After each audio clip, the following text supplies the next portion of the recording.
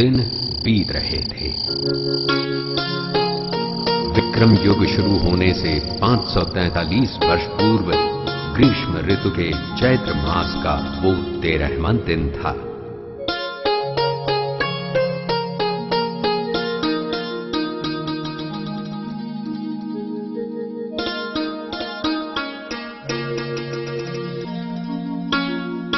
मध्यरात्रि के समय जब तारामंडल में हस्तोतरा उभर रहा था, तब गर्भ ने 9 महीने 7 दिन पूरे किए थे। महारानी त्रिशला ने उस समय एक बालक को जन्म दिया।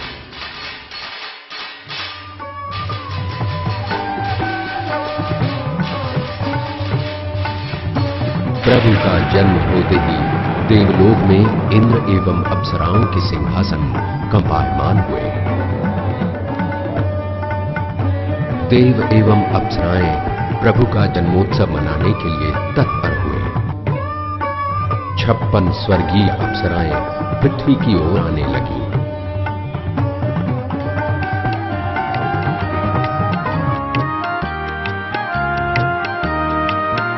एक जन्यो राज दुलारो, दुनिया नो तारण हारो।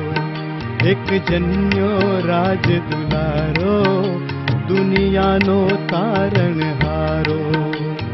वर्धमान नो नाम धरीने प्रगट्यो तेज सितारो।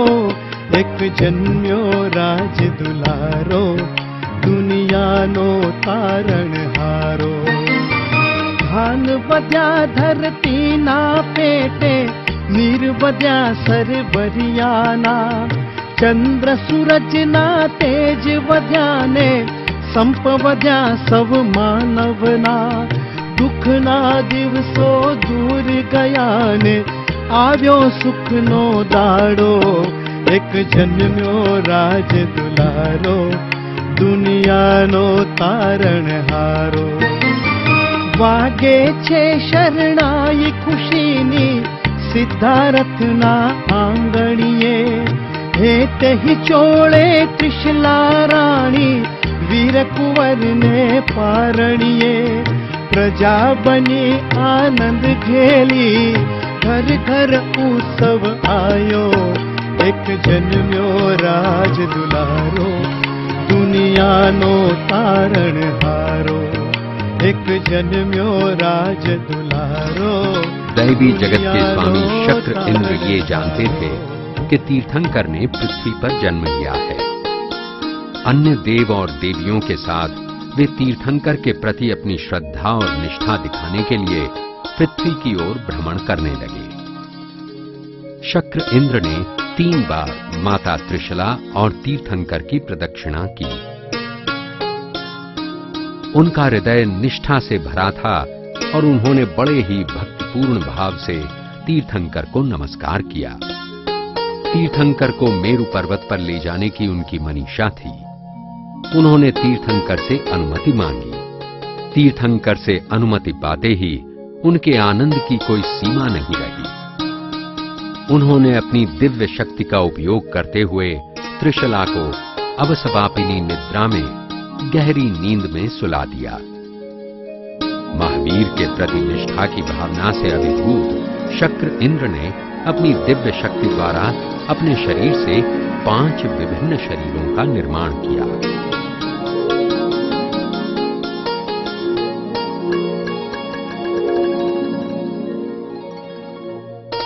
पहले शरीर से उन्होंने बालक को अपने हाथ में उठाया। दूसरे 2 शरीरों से हवा करना शुरू किया। चौथे शरीर से उन्होंने बालक को धूप से बचाने के लिए उसके ऊपर छाता धर लिया और 5वें शरीर से वे अपने हाथों में गड़गड़ाहट पकड़कर इस यात्रा के अग्रभागी रहकर उसे आगे बढ़ाने लगे। शक्र इंद्र और अन्य देवी देवताओं को तीर्थंकर के शुद्धिकरण के धार्मिक कार्य में शामिल होने का अवसर मिला। उन्हें तीर्थंकर की निष्ठापूर्वक सेवा करने का भी ईर्ष्यापूर्वक अवसर मिला।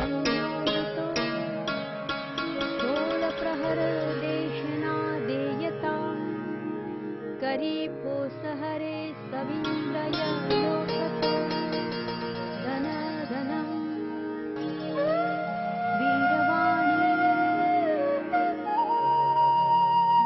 इंद्र, जिन्होंने 5 शरीर धारण किए थे, तीर्थंकर को लेकर मेरु पर्वत पर आए। महाविदेहा क्षेत्र में मेरु पर्वत 4 मील की ऊंचाई पर स्थित था। वहां पर स्वर्ग जैसा सुंदर एक उपवन था, जिसे नंदनवन कहते थे। इस नंदनवन में प्रकृति की सुंदरता अनेक प्रकार के रंग बिरंगी और सुगंधित फूलों में दिखाई देती थी। शक्र इंद्र तीर्थंकर को पांडुका जंगल में लेकर गए। वहां पर दक्षिण की ओर स्थित एक बड़ी सी चट्टान पर वे पूरब की ओर मुख करके तीर्थंकर को गोद में लेकर बैठे।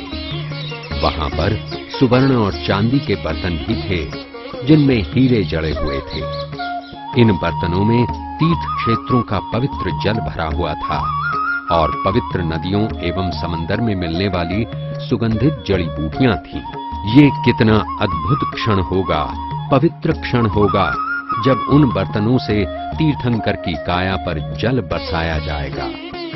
तीर्थंकर का जीवन इतना शालीन और अद्भुत था कि इंद्र के मन में कई प्रकार की भावनाएं एवं अनेक प्रतिरूप उठने लगे।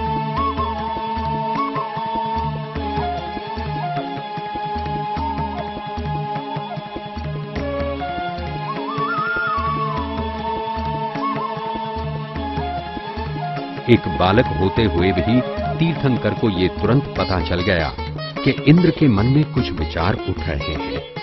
उन्होंने अपने दाहिने पांव की उंगली मेरु पर्वत पर दबाई, जिससे पर्वत में अचानक जोरों की आवाज हुई। पृथ्वी पूरी तरह से थरथराने लगी और पर्वत का शिखर मानो कांपने लगा। प्रभु के जन्मोत्सव के शुभ अवसर पर ये दुर्घटना घटने से इंद्र अत्यंत कोपायमान हो उठे। जाओ, अभी जाकर उसे ढूंढ निकालो, जिसने इतनी महत्वपूर्ण घड़ी में इतने दुष्टता का प्रदर्शन किया है, जो हमारी खुशियों का अंत करना चाहता है। उसे तुरंत ढूंढ के लाओ। देवों के स्वामी इंद्र ने अपनी दिव्य शक्ति से ये जाना कि जिस बालक की स्नान विधि आरंभ होने वाली थी, वही बालक इस भूकंप का प्रणेता था। वे विचार करने लगे कि बालक ने ऐसा क्यों किया।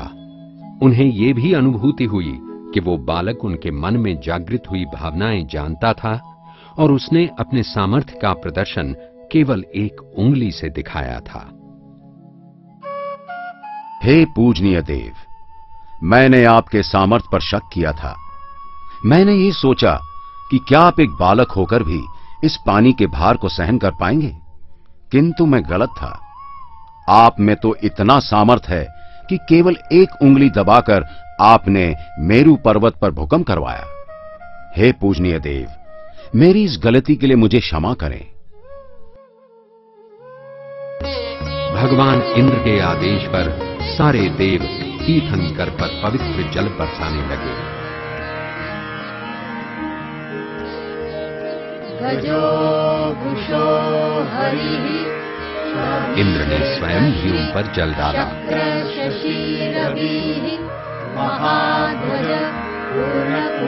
तीर्थंकर को स्नान कराने पर इंद्र ने उनके शरीर पर सुगंधित पदार्थों का लेप लगाया और उनके सामने नृत्य करते हुए उनकी दीपों से आरती उतारी। सारा वातावरण भक्ति से भरा था, जिसमें संगीत, नृत्य और गायन था।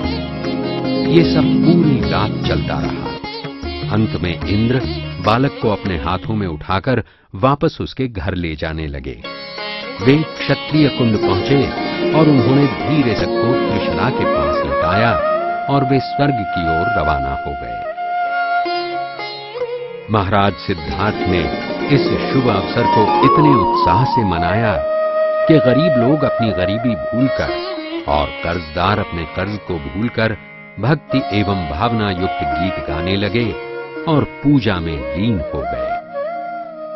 इस परिवार के सारे सदस्य एवं रिश्तेदार, मुझे आप सबको ये बताना है कि इस बालक की आत्मा ने जब से रानी त्रिशला के गर्भ में प्रवेश किया है, तब से हमारी खुशियों में और धन की मात्रा में वृद्धि हो रही है। पिछले कई दिनों से मेरे मन और हृदय में भी केवल अच्छे और पवित्र विचार ही आते रहे हैं।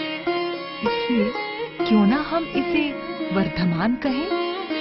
सूरज वर्धमान की जय हो, सूरज वर्धमान की जय हो।